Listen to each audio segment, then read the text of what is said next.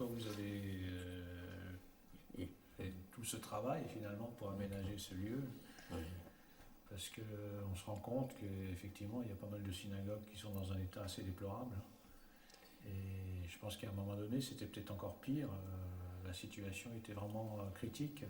C'est dramatique. Oui. Oui. Non, Comment ça s'est passé ici, par exemple, à Mauxulaire? c'est à la fois simple et compliqué.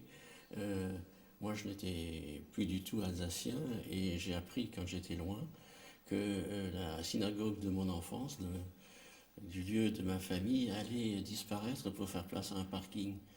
Alors, mon sang n'a fait qu'un tour, je suis revenu ici. Et à cette occasion-là, je me suis rendu compte aussi que le patrimoine juif d'Alsace était réellement dangereux. C'était encore une chose que j'ignorais.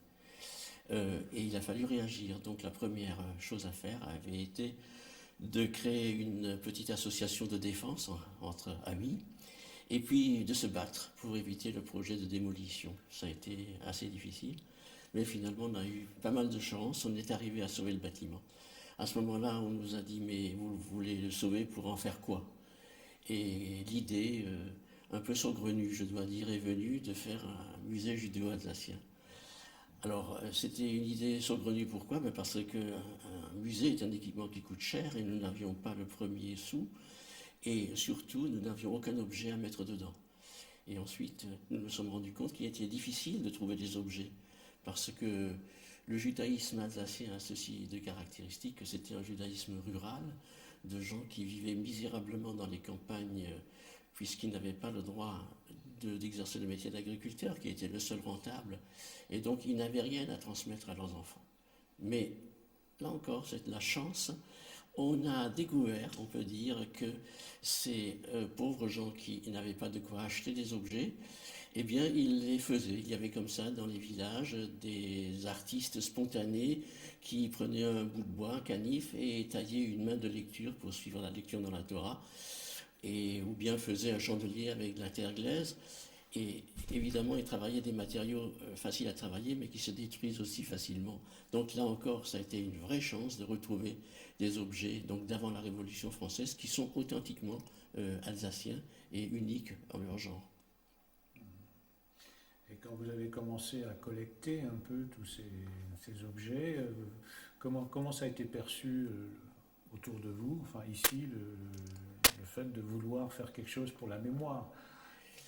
Mais ça a été bien perçu parce que finalement, le judaïsme alsacien fait partie de l'Alsace. Les gens tiennent assez à ce qu'on garde la mémoire de ce judaïsme. Et nous nous avons dit, ma génération est la dernière qui puisse le faire, parce que dans mon enfance, j'ai encore connu le parler judéo-alsacien, les colporteurs, et tout cela a disparu. Donc c'était le moment ou jamais de marquer par un acte fort notre souci de perpétuer cette mémoire. Et bon, cette mémoire est importante pour vous. C'est important de sauver cette mémoire. Pour moi, c'est très important parce que, contrairement à ce que l'on croit parfois, ces pauvres gens avaient une culture très riche. Et c'est un exemple intéressant à bien des égards. C'est l'exemple d'abord du fait que des gens pauvres puissent avoir une culture riche. Ensuite, c'est un exemple peut-être unique en Europe de cohabitation entre des groupes de cultures et de religions différentes. Catholiques, protestants et juifs ont cohabité de façon amicale dans les campagnes en Alsace, peut-être parce que justement ils vivaient dans un milieu rural où les gens se connaissent. Et c'est ce qui explique que dans le hall de ce musée, vous avez vu marquer une devise alsacienne, Leve und leve lohn, et qui signifie vivre et laisser vivre. C'est une très belle devise de tolérance qui est encore valable aujourd'hui et qui est peut-être plus valable que jamais. C'est vrai. Mais pourtant, chacun était un peu à sa place. Par exemple, les juifs n'avaient pas le droit d'exercer tous les métiers. Oui, c'est exact, mais d'un autre côté, cela évitait des concurrences économiques entre les groupes. Je parle des chrétiens et des juifs. Les chrétiens étaient essentiellement cantonnés dans l'agriculture et dans l'artisanat. Les juifs n'avaient pas le droit d'exercer ces métiers. Donc ils exerçaient des petits métiers comme colporteurs, ramasseurs de ferraille, ramasseurs de peaux de lapin, ramasseurs de plumes pour aller vendre à Strasbourg à des fabricants d'édredons ou ramasseurs de fougères pour les brûler et vendre la cendre dans les fermes pour faire la lessive. Enfin, donc ce sont des métiers que les autres gens n'auraient pas voulu faire. Donc il n'y avait pas de concurrence économique, il n'y avait pas de tension dans ce domaine-là. C'est peut-être pour ça que ça se passait bien aussi d'une certaine façon, parce qu'il n'y avait pas cette concurrence. C'est une des raisons. Une autre raison est que les mêmes familles ont habité les mêmes villages pendant des générations. Les enfants jouaient ensemble en grandissant et ils continuaient à se tutoyer, à se fréquenter. Et donc c'était des relations tout à fait normales entre voisins.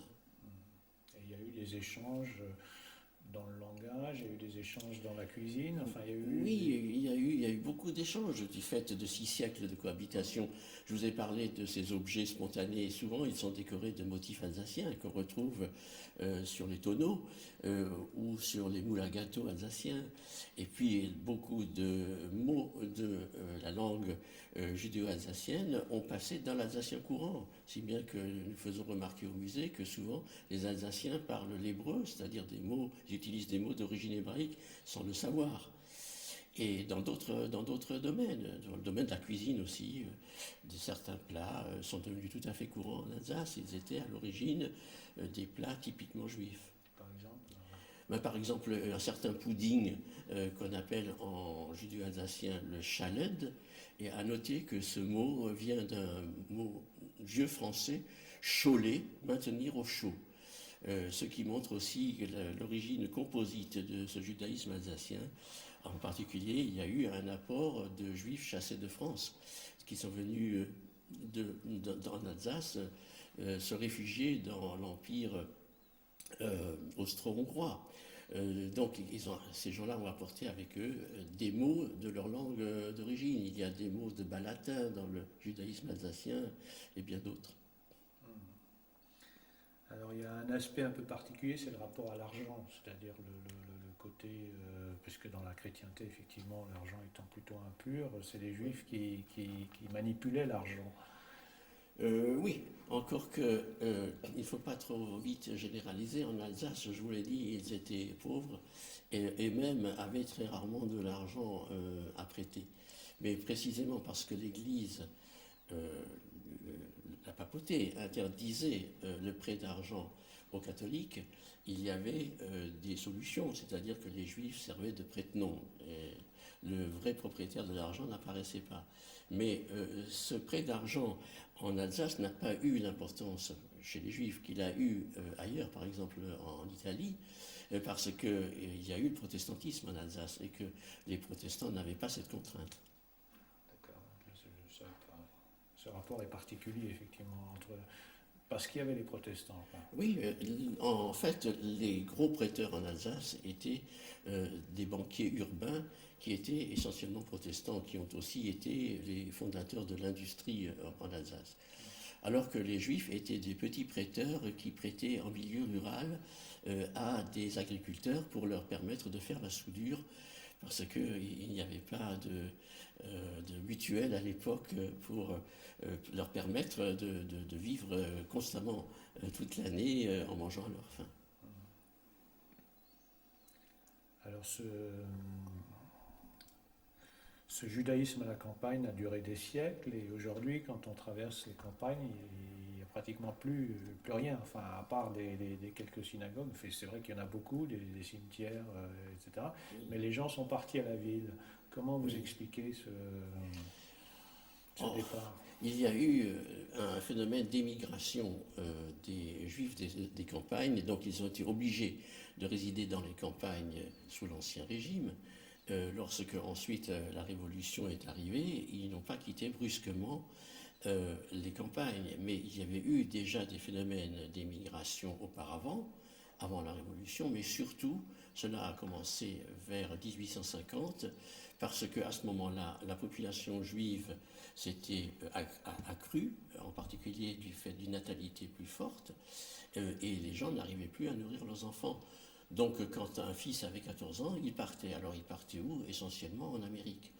Et nous avons découvert, par des gens qui nous ont trouvés sur le web, qu'une grande partie des gens de cette région ici sont partis en Amérique du Sud plutôt, au Brésil en particulier. D'autres sont partis vers la Nouvelle-Orléans. Ça, c'est une première vague. Ensuite, il y a eu une vague d'émigration en 1871 parce que beaucoup de familles juives ne voulaient pas devenir allemandes. Puis une autre vague encore après la guerre de 14, parce qu'à ce moment-là, il y avait eu un certain progrès social quand même, et les enfants ne voulaient plus faire les petits métiers misérables que faisaient les parents. Donc ils partaient en ville faire des études, et évidemment ils ne revenaient pas dans les villages. Et puis le coup de grâce, évidemment, a été donné par la Shoah. Sans ce phénomène, on peut dire que le judaïsme alsacien serait peut-être amoindri, mais il n'aurait pas disparu des campagnes. Je crois que vous avez dit ou écrit quelque part que finalement toute cette vie à la campagne pendant des siècles était peut-être une parenthèse dans l'histoire du judaïsme. Oui, enfin, c'est allé un peu vite, mais effectivement, on peut se dire que les Juifs, par leur vocation, par leur profession, étaient plutôt, se dirigeaient plutôt vers le négoce. Et ce n'était pas seulement parce qu'ils n'avaient pas droit à d'autres profession, mais parce que beaucoup d'éléments les incitaient à le faire. Par exemple, le fait qu'ils savaient lire et écrire avant les autres, le fait qu'ils avaient des relations lointaines avec d'autres communautés. Donc cela facilitait les choses. Ils savaient utiliser la lettre de change bien avant le commun des mortels. Et donc il y avait cette vocation. Et donc le commerce, il est urbain essentiellement. Et donc, au départ, les Juifs, effectivement, habitaient les villes. Ils ont été interdits dans les villes à partir de la Grande Peste. Ils se sont adaptés aux campagnes en cherchant d'autres métiers, parfois astucieux. Et puis ensuite, lorsque la possibilité leur était offerte de retourner vers la ville, effectivement, lentement, ils sont retournés vers la ville. Et donc, on peut dire que la vie dans la campagne a été une espèce de parenthèse forcée. Là, c'est la première grande salle. Voilà, bon, vous voyez. Donc, on a ici on va à travers le sol, puis on le jardin du coup, évidemment. Alors, ça, c'est la foire. Donc, ça concerne le religieux. Ici, vous allez voir. Il y a d'autres médecins sur les particularismes, sur le judaïsme français. Alors, ça, ce sont des métiers qui ont été interdits. Évidemment, le métier de marchand de bestiaux qui est tout à fait typique du judaïsme alsacien. Puis ensuite, tous les petits métiers, tous ces petits métiers qui étaient exercés.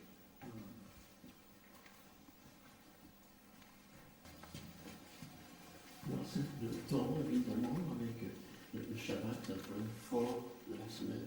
Hein.